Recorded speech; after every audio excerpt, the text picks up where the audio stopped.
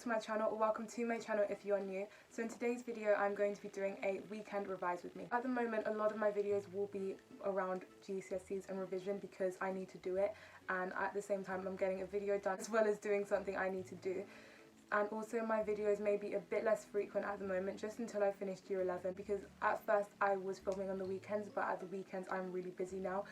So I will try my best to film if I can, but I probably will still have a video at least once a week, but there most likely won't be an extra video. You may have also noticed something different. My room is like completely different to what it was before. I am in the process of redoing it, so I've got new bedding, new pillows, I've got a photo wall up there. This is going to be replaced, and the rest of my room is going to change around just a tiny bit. And when my room is completely finished, I will be doing a room tour, so make sure you stay tuned for that, and I'm so excited for my final room to be done. So I started off with English literature, and here I'm making a character mind map on Mr. Burling. I did this for all the characters, but obviously I didn't film myself doing all of them. But I'm doing the title here, and I will talk you through what I did in just a minute.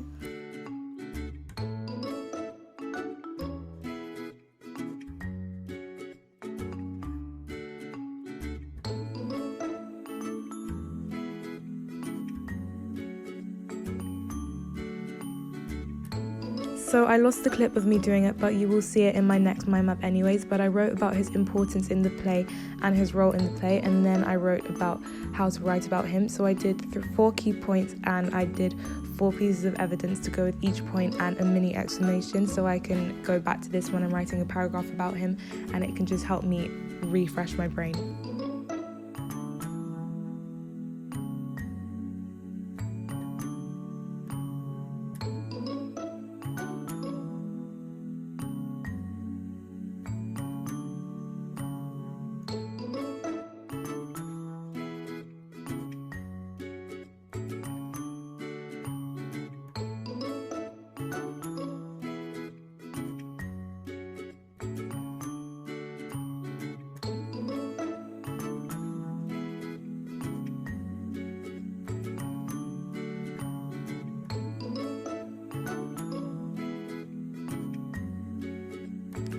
So here I'm doing the exact same thing, but just with a different character, and then I continue doing this with the rest of the characters in the play.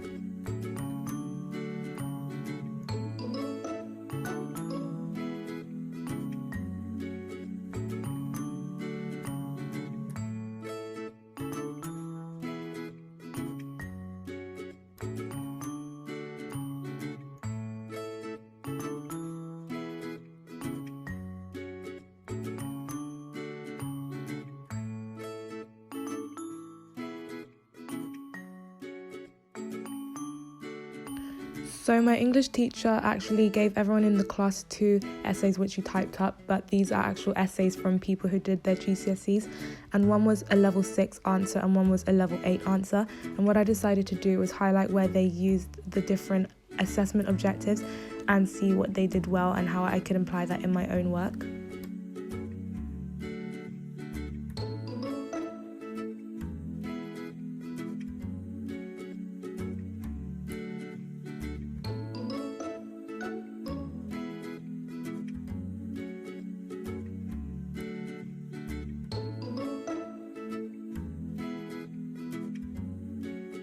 So what I'm doing here is I'm just putting all the work I just did into my English folder in the literature section, and then I continued doing some more work after, but I just wanted to get everything I did out of the way.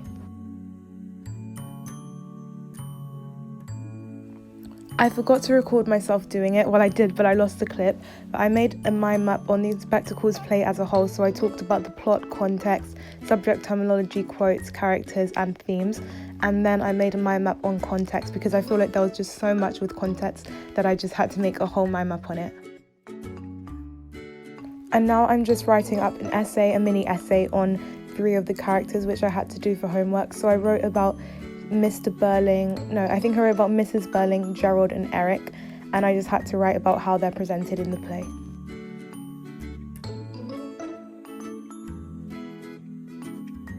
So this is the final thing I did for English. I did some flashcards. So here I'm making character mind maps, but I did this on everything, so I did it on context. So basically what I did on that big mind map I showed you, but all condensed into flashcards.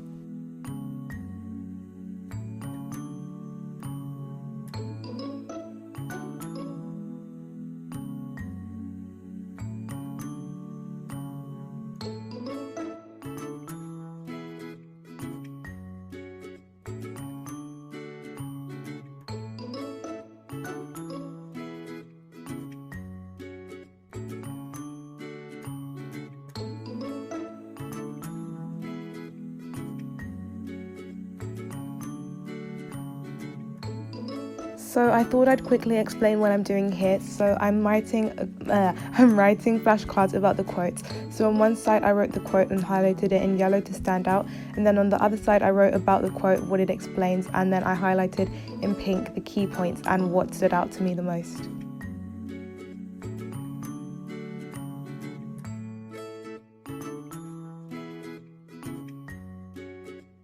So now finally moving away from English, I moved on to my onto my music homework. So I was given a sheet and I had to fill it in about the different conventions of different periods of music. And it was quite straightforward and simple to do, so that really only took me like 10 minutes.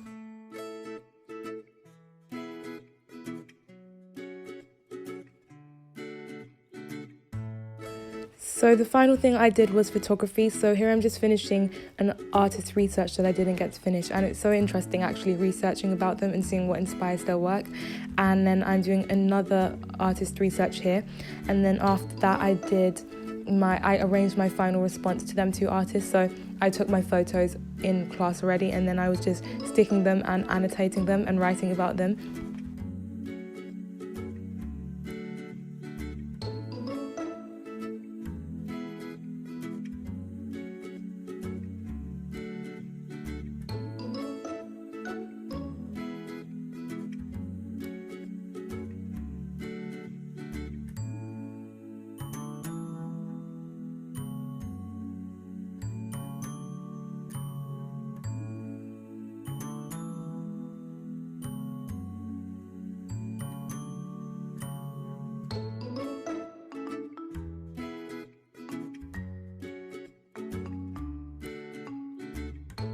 So what I'm doing here is my actual response to them. So I just chose my 4 favorite photos and I stuck them and I wrote about them and how I created what I did.